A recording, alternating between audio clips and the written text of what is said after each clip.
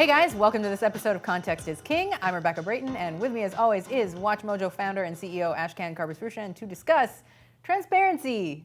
The most transparent CEO in the world to talk about transparency. No, I'm kidding. I don't think I'm the most. I think I'm in the upper tier, but I'm sure there are Who's the more. most? Yeah, I don't know. The president of the Nudist Foundation of America, probably. I don't know. Womp. Sorry, you have to be really sorry. Bad one. All right. Next time. Okay, so transparency. Well, wait, why do you say that? Why do do you think I'm that transparent, or because I always say I'm transparent? Well, the entire premise of this show is transparency, isn't it? Okay, fair enough. Well, the entire premise of the company also, I mean, you've always sent out a lot of emails, probably more emails than we needed to, and they're all TLDR. But there's always an opening that's like, here's the two-liner, which in of itself could be Anyway, weekend reads. They're weekend reads. So why transparency? Well, let me ask you something. And I mean, transparency externally. I mean, but this is unique, well. because not every head of an organization is like, hey, I got a team producing content, let's fire up the video. Let me ask you something. You've worked in other organizations, so you feel WatchMojo is more transparent than most? Yeah, I mean, it's unfair. My last job was at Walmart, so I mean. But Walmart has a lot of I don't know how transparent the Walton family is with.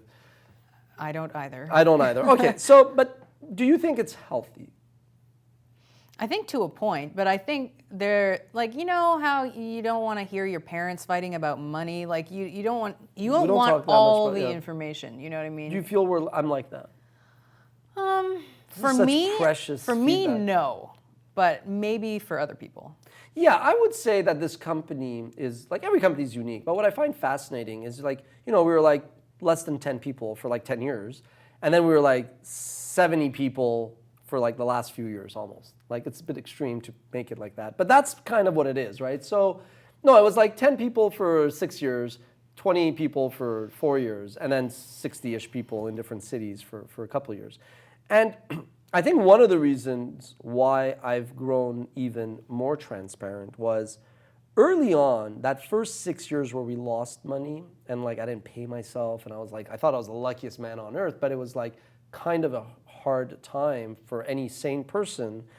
I didn't want to be too transparent because I was if I say, hey guys, we lost money for a 6th year in a row, well, people would freak out and be like, should I be looking for a job? What is the point here? And so I didn't share everything. It was more selective to kind of just give people what they needed to know, but not freak them out. And then once we started to do better, I wanted people to understand the stakes, but I also wanted people to understand how is the company doing? How is the department doing? How I am doing? And I always felt I have a saying, I don't lie, not just because I don't like to lie and I can't lie, but because I don't want to be tracking my lies. Who did I say what to? Hey, that's no way to live your life. It's I've never cheated, not because I love my wife, but because I don't want the guilt, and I don't want. Wait, say that again. I've never. I feel like you have to reword that. No, I've never. No, but that's my point. What did I say? I said I've never. Never mind. I don't know what I said, but the point is, there's obviously the altruistic reasons, but there's also the self-serving reasons. And anybody that says. So for me, transparency is just a good way to be well, I shared this. You should have known. You didn't, no problem. But when the company started to do well, it's a tool. It's not that it's a tool. It's just you instead of bottling up tension and anxiety, it's out there. So it's more of a mechanism to heal and be stronger, so to speak. But the challenge I've had is having grown the business so quickly. I've realized that not 99, but 70, 60, 80, 75% of the problems I resolve in a given day are actually rooted in communication.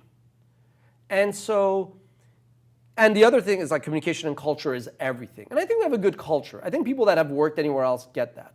But communication, we have a lot of it, but every time there's a problem, the main culprit is, oh, you didn't know about this. Or, oh, you're working on that, and you're working on that, and you guys weren't talking. Not through malice or politics, but because you didn't think of it.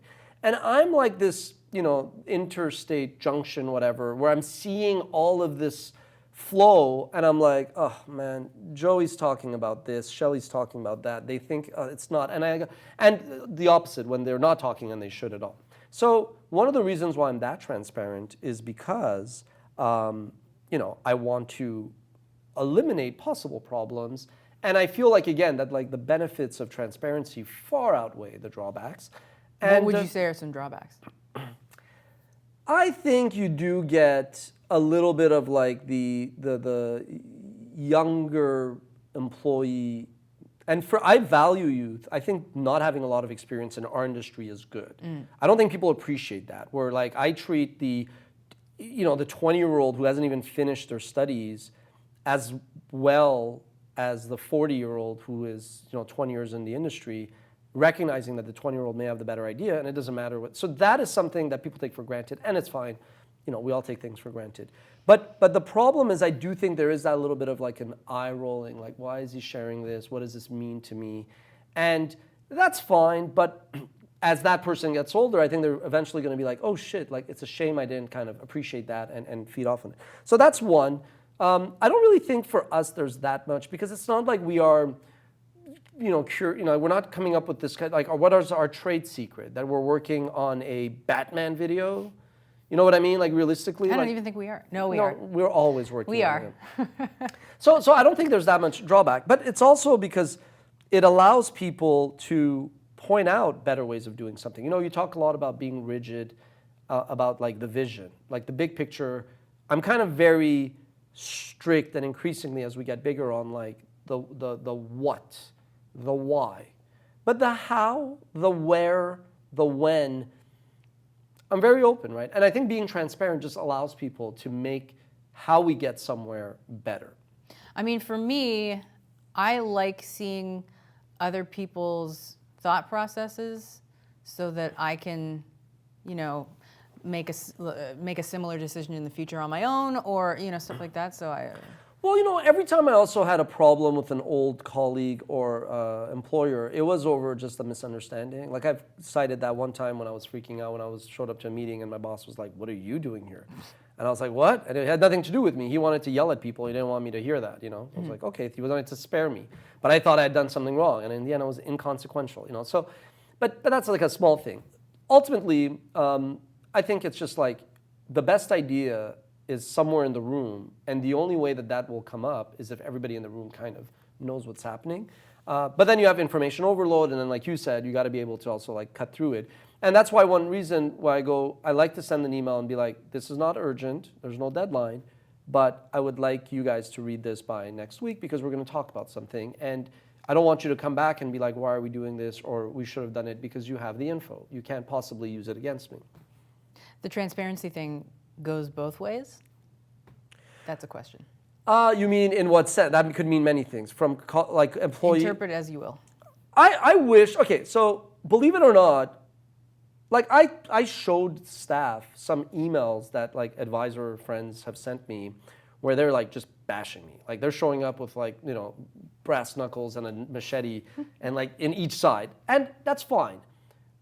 I'm in a very fortunate position where I'm a founder, CEO, entrepreneur, with no real board to just jam me every day. So somebody has to be the dick in the room, so to speak, to give me a hard time.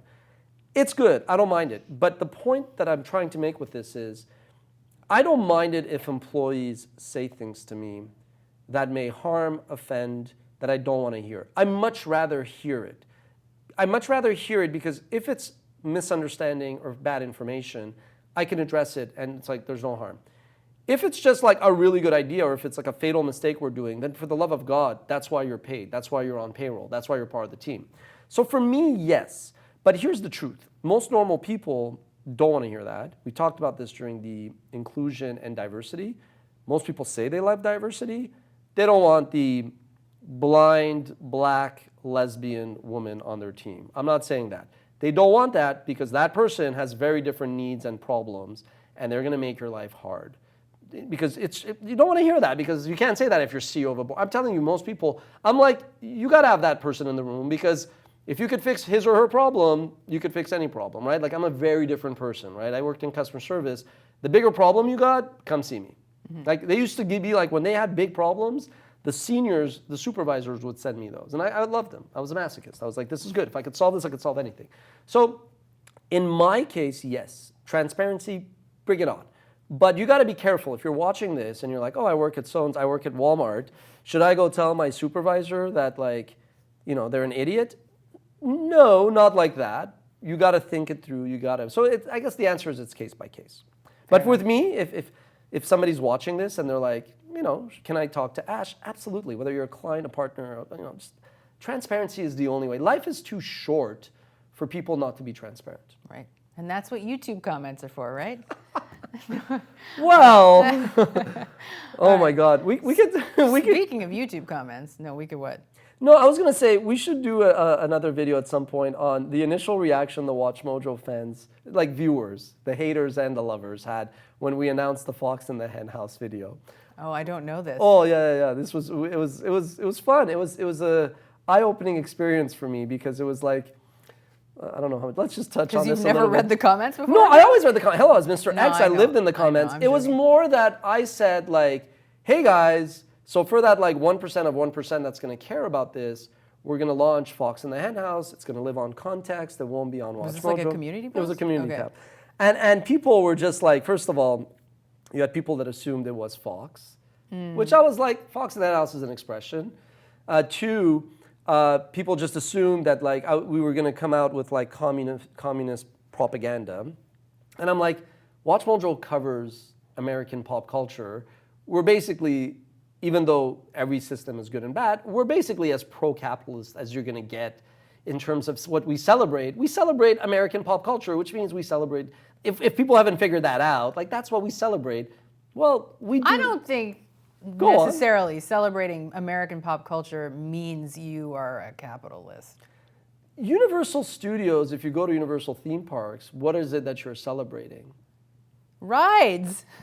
Fair enough. I don't know. I just, anyway, but agree to my point is to come out and be like, capitalism is bad when you are making content that is on YouTube, a for-profit platform generating revenue, would be a bit rich. Now, there is a little bit of nuance where and then how America, basically capitalism betrayed America. Now, I'm not dense. I realize that's a provocative title. But we live in this like bullshit world. Oh, you want transparency? We're all out now. I know. I was like, I think I was trying to film an outro.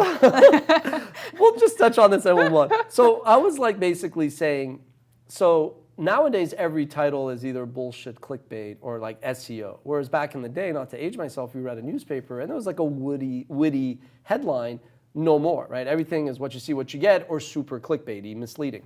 But so America betrayed, how capitalism betrayed America is a bit provocative because it's like we're setting of like, okay, there's this theme.